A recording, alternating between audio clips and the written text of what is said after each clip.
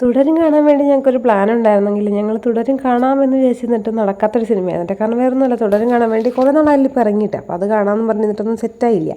അപ്പോൾ പിന്നെ ticket book ചെയ്യാൻ വന്നപ്പോഴത്തേക്ക് ശംഖു പറഞ്ഞ് പടക്കള ഇറങ്ങിയിട്ടുണ്ട്, അത് അടിപൊളിയാണ്, ഭയങ്കര കോമഡിയാണ്, നല്ല റിവ്യൂ ആണെന്നൊക്കെ പറഞ്ഞു. സുരാജ് വെഞ്ഞാറമൂടിൻ്റെയും നമ്മുടെ അയ്യോ ഷറഫുദ്ദീൻ്റെയാണ്, അതിന് പേര് മറന്നു കേട്ടോ തന്നെ.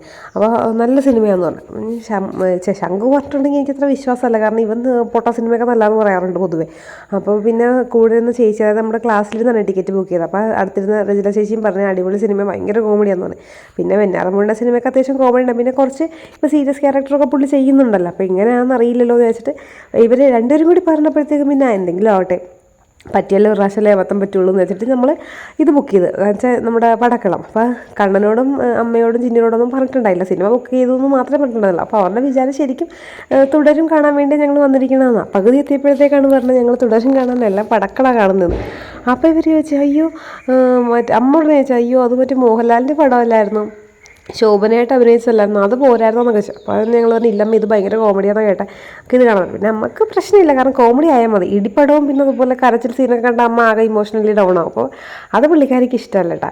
അപ്പോൾ ഇത് വലിയ കുഴപ്പമുണ്ടാവില്ല എന്ന് പറഞ്ഞിട്ടാണ് വന്ന ഉടനെ തന്നെ സ്നാക്സ് വാങ്ങിച്ചു. വേറൊന്നുമില്ല, അവിടെ നമ്മുടെ ജീപ്പേ എടുക്കില്ല ഇടവേള സമയത്ത്, അതുകൊണ്ട് വാങ്ങിയിട്ട് കയറി കഴിഞ്ഞാൽ നഷ്ടപ്പെടേണ്ടിയാണ്. കാരണം കയറി അവിടെ ചെല്ലുന്നതിന് മുന്നേ സാധനം തീരുമെന്ന് ഞങ്ങൾക്ക് എല്ലാവർക്കും അറിയാം.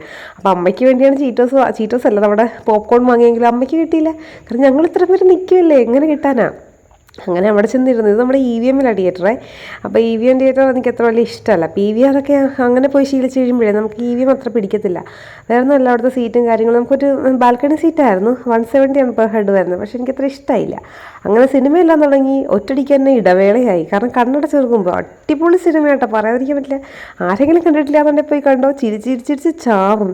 ഞങ്ങൾക്ക് വെറുത്തായിരുന്നു, കാരണം പൈസയൊന്നും പോയില്ല. ഭയങ്കര സന്തോഷിച്ച് ഞങ്ങളങ്ങനെ സിനിമയെല്ലാം കണ്ടിറങ്ങി കേട്ടോ.